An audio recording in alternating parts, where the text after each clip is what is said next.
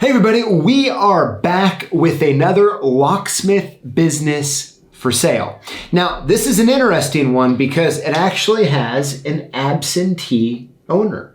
Oh. Now, have you ever been accused of being an absentee owner before? Nope, not me. All right, well, stick around. We're going to have some fun with this. So today we're going to be looking at a locksmith business for sale with an absentee owner with strong cash flow in North Dakota.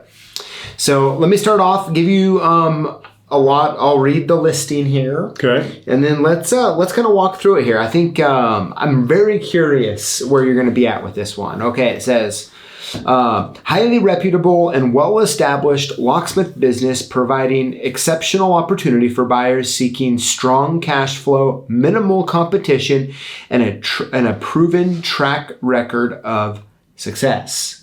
That sounding good so far? So far. All right. Known for its reliability and expertise, the company has cultivated a loyal customer base and strong relationships with both residential and commercial clients.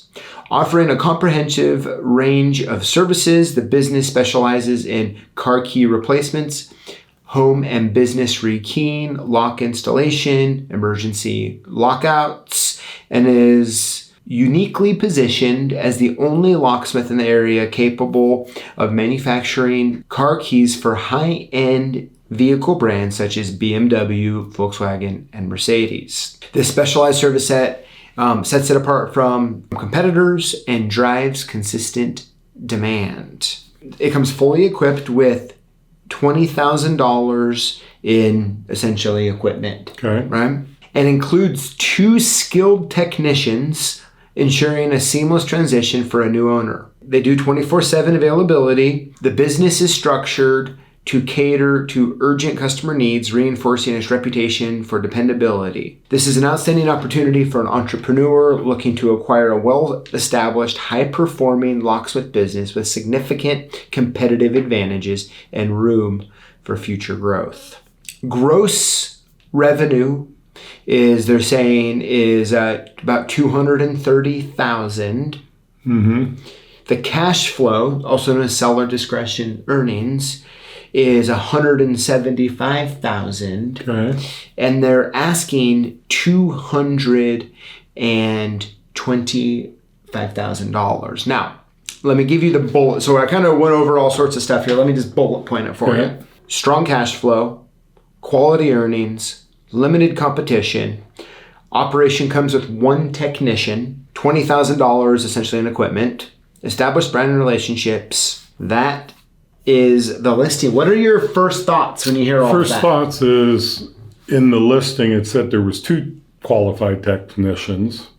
Mm-hmm. And now you're saying there's 1. Mm-hmm. I presume the other one's quitting or whatever. It's either quitting or maybe it's the owner when they want to work. Oh, okay. But I think you're right, though, because if there's only $20,000 in total equipment, I'm assuming a van's in that. Right. Right? And does it say what kind of equipment they have or just... No. Okay. Nope. They show a picture. That's a stock photo to me. That doesn't look like it's... I mean, maybe it's the real one, but you don't really see much. But if it's $20,000 in total equipment, and you're assuming that's a van, right? Right. That's, maybe a couple programmers and a high security, either like a Futura Pro or a Triton. Or, a regular key machine. Yep. To do residential and commercial. Yeah, it's established in 2019. So what? They're on year 6 or so. Oh, it's doing pretty good for year 6. Yeah. What else comes to mind? I mean, there's a bunch of stuff that jumps right off at me. Cash flow's darn good for what it is. Mm-hmm. For the sales. It sounds like they're trying to get a year's worth of... sell it for a year's worth of business. Yeah. But it doesn't sound too bad, really. Okay. But... again, I'm more of equipment. What kind of van? Is the van on its last? Is there a storefront? Doesn't say anything about that. I would say no. Yeah, because it's probably mobile. Probably mobile. And, it depends what people are looking for, Yeah. It's easier to have an office out of your house than it is to have a storefront and pay more rent. Yeah. That's why mobile locksmiths are probably more profitable in a lot of ways than a brick and mortar. It's always hard to really know, right? Right. Because there's so many advantages that come from having a storefront, Absolutely. but at the same time, they're also very expensive. Right.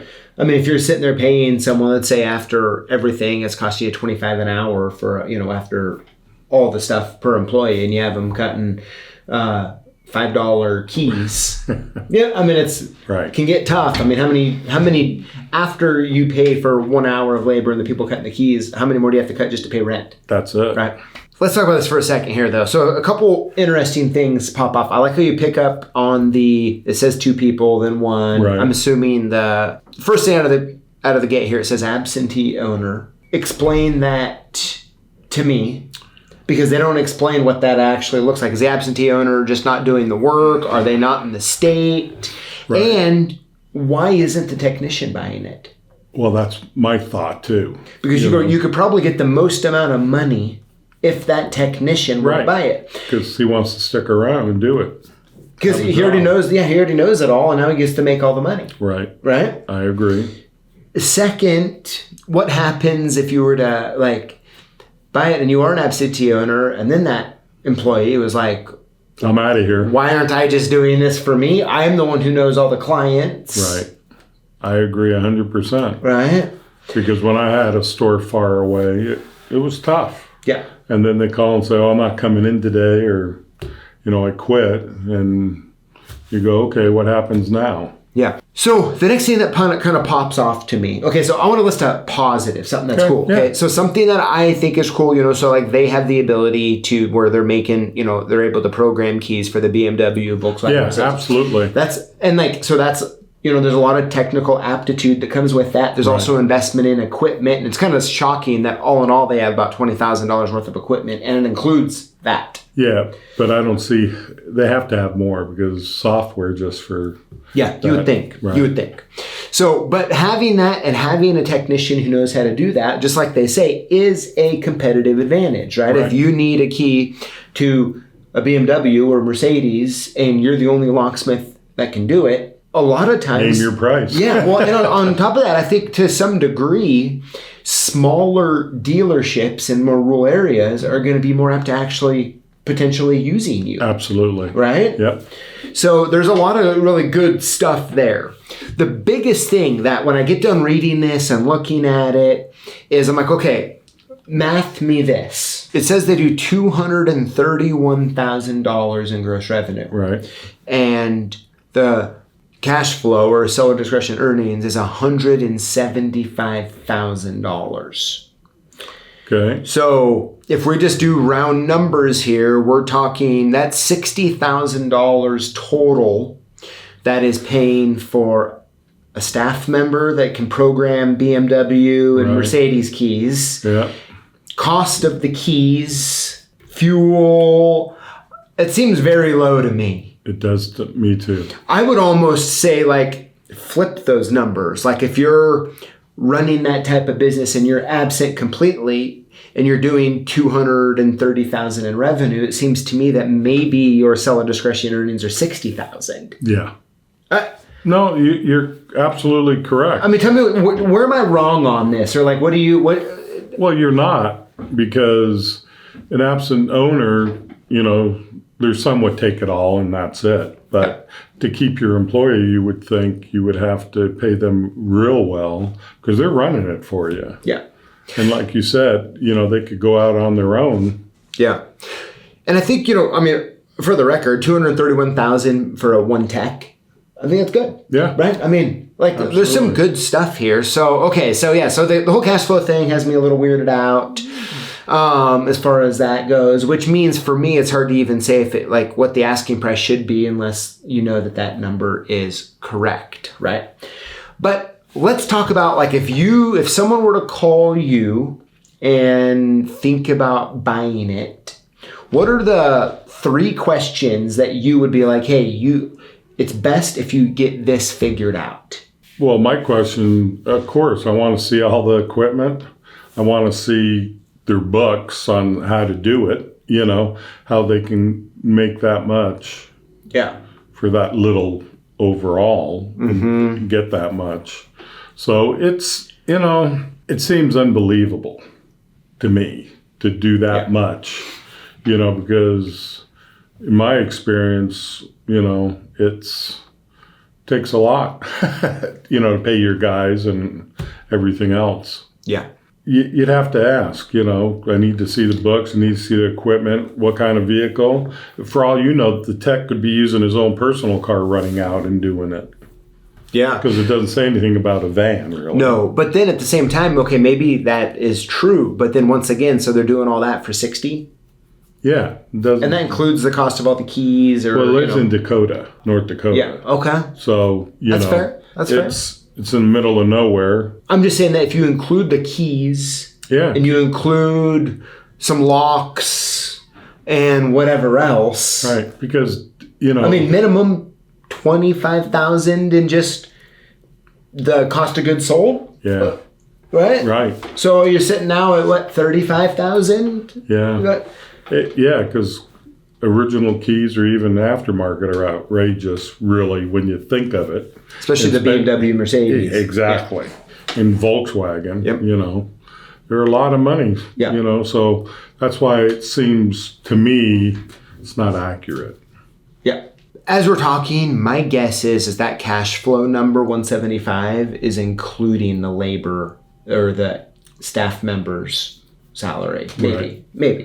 So, okay, so back to it. So if there's 3 questions someone looking at this business would want to ask is, number 1, look at the books, figure out that, like sign the NDA, whatever it is, get the information you need to clarify the finances. Yeah, that's the first. Yeah. You have any other ones? Any other questions? Well, again, I want to see all the inventory and equipment. Go the inventory and what equipment. are you buying then? A name what's been around for 6 years, you know? Well, it's fine, but you got to look into stuff and see how they're running it and everything else. I mean, there's a lot to it than just an ad on a computer. Yeah. Would you say the biggest risk in this would be that, like, if you're an absentee owner and you have one staff member and they quit, do you even have a business? Exactly. Do you? No. You don't? No, because like I said earlier, I experienced having a shop far away and they don't show up and you think they're there because I'm not going to talk to them every day. Yeah. So how about customers? Like, is there a customer list? Like where's the number of, if out of that 231,000, how much of it do you feel comfortable coming from one customer? Hopefully not too much, because I've been burnt where once they say, oh, we don't like you anymore, or a new person comes in and says, we're going to use Tom, Dick, and Harry. And you go, oh, well, this was my most income. You know, this was my biggest supplier. Yeah. I've learned that the hard way. Yeah. So, I mean, so out of that 231,000, like, are you okay with 50 of it coming from one customer? No, I'm not. Okay. So let's pretend 50 of it out of the 230 was coming from a customer. How are you going to want to talk to the current owner about that? Well, you want to find out how much it really is. Yes. And, well, are they guaranteeing? Did you put them on a special keyway? You know, if it's just rekeys, so they got to use you. Yeah. Because they've invested the money into buying the special keyways, you know, like MX-13. But automotive, you know, if they can do Beamer and all that, Mercedes, Volkswagen, you know, there's software would cost a lot in the equipment to do it. So would you want to, like, so if you're going to, so in kind of closing this one here, I want to bring up a couple points here. Is this something that you would, like, let's say 50,000 was coming from one customer. Okay. Right. Would you try to tell the owner, like, hey, this is the deal. Like, I'll pay you, like, I want to take off 50,000 off the sale price. Right. And then if I continue to do business with them over a couple of years, like, I'll give you the 50. Yeah. Or something. That would be reasonable. Yeah. Because let's say that again, it's personalities. If the new owner doesn't get along and is a little harder to deal with, they're going to say, forget it and go someplace else. Yes, exactly. And everybody's got to remember there's new people opening all the time, no matter what area. Yeah. They're trying their hand in it. Yeah. And they can usually do it a lot less than established. Yep. Because it's them just doing it, you know. So I would say the number one question I would ask, without a doubt, is I would be like, hey, I would like to talk to this employee. Because I want to understand, like, why are they not buying it? Right. And what kind of commitment do they have to continue to work there? Which brings me to the last question or point I would like to talk to you about. Yeah. Like, when it comes to, like, under all the circumstances we've talked about, like, are you putting an offer in on this? How much? If I can be an absent owner and I can make that much money, yeah. Yeah. You know? Yeah. No ands, ifs, or buts. Okay. It's a great opportunity if there's that much cash flow. So if there's really $175,000 of cash flow, you're paying $225 without a problem. Yep. Absolutely. Yeah. Yeah. I mean, you're essentially going to get paid back in a year. Right. And if you can minimize a few of the risks, I mean, it's really the biggest risk, would you say, is the one employee? Right. Because if that employee and you don't get really along, or then you got to start paying me this or I'm out. Yes, right. Exactly. So in this situation, if something like that were to happen, it's a major risk. issue. It's a major risk. So you have to kind of walk through those. So I would say that, and tell me if you agree or disagree. If you lived in the area and were wanting to buy a business or something like this, like, you're going to need to get trained, if you don't already know. Right. And you're going to need to have the expectation that you are going to be involved and active because the risk factor is too high. Exactly. Would you agree? Yes. Well, very good. Well, hey, Dad, thanks for chatting about it. It's a fun one. It's a unique. And it's our opinion. Yes. You know? Maybe the viewers see it a different way, and that's fine. Absolutely. And hopefully some of you do. And you can tell us in the comments. Yeah, absolutely. But I will say, I think it is cool, and like, of course, I think we've spent a lot of the stuff on a lot of the questions that we just can't answer on this one. But I mean, hey, they started a business in 2019. They're at least not fully active, it seems. They're doing $230,000, and it sounds like they're really helping a lot of people in that area. So props to you if you're watching and that you building this business. So good job on that. Very good. Well, hey, of course, make sure you let us know what you think in the comments. What are your questions? What are you thinking? Would you put an offer in on this one? I don't know. You have to let us know in the comments. Thank you so much for watching, and we'll see you next time. See ya. Am I sitting too high for you? Yeah, I look like a peewee. A little bit more. What? Do I need to be shorter than you? Is that the... No. They already know them. Okay. So I can be little Pete? Can be little Pete looking at Big Pete? Hey, congratulations, you've made it to the end of the video. You probably deserve a medal, maybe a plaque. But hey, I want to make sure that when you're commenting that you're including the hashtag Lockboss. When you do, you automatically get entered in to win one of 5 free prizes we're giving away each week here live on YouTube on Tuesdays at 4 p.m. We'll see you in the comments.